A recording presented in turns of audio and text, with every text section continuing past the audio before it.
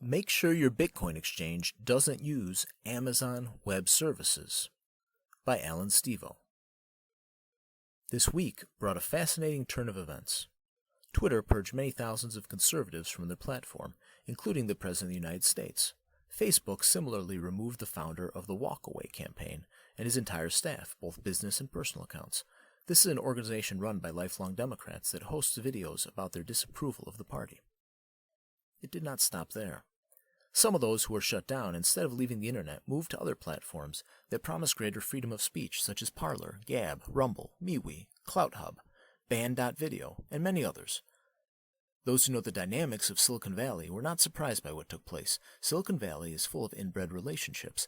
The large tech companies are close to each other geographically, and their employees, managers, and executives are close to each other socially. Scientific journalist and television producer Del Bigtree announced a lawsuit against YouTube this week after his channel, focused on medical freedom and safety, was shut down several months ago. His lawsuit is built on First Amendment grounds since his website was shut down shortly after Congressman Adam Schiff called on Silicon Valley to censor voices that are not lockstep in line with the U.S. Center for Disease Control and Prevention. Our First Amendment does not allow congressmen to be involved in censoring voices. Parler, one of the platforms people moved to this week, vows to not censor opinions and has an app for the phone, making them an attractive option. Well, Google and Apple both removed their app this week. That hit their business hard. But then Amazon, where Parler kept its servers, announced they would take down Parler's servers. To take down a tech company's servers is to put it out of business. Servers are the computer that they run their website and services off of. The same could happen to any company that the powers that be disagree with. They could have any number of Silicon Valley companies gang up on them and disconnect them all at once.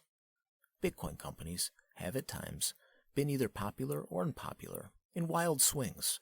It's hard to predict what the sentiment of the day will be when one wakes up. The U.S. government waged a quiet war on Bitcoin through the second Obama administration, going so far as to pressure banks to close the accounts of any company using Bitcoin under an FDIC effort called Project Checkpoint. I asked any Bitcoin company that I interact with about their servers with questions like this. Do you run your own metal? Or whose servers do you use? Or do you use Amazon Web Services? They need to use their own servers. Not only does it provide more protection from censorship, but it shows a company-wide dedication to independence and security.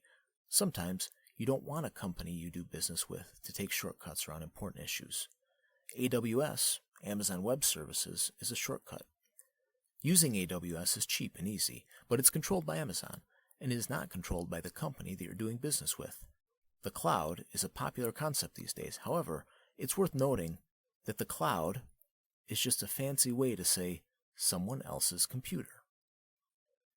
Bitcoin is rightfully a security-obsessed industry. Be cautious of Bitcoin companies that don't demand a high level of security throughout their company.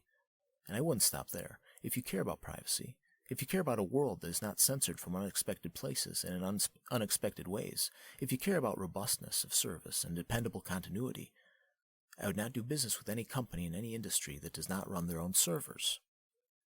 There are very few like that. And the more pressure they receive from their customers to do exactly that, the more companies like that exist. Demand that the companies you do business with not use AWS. Insist they run their own servers.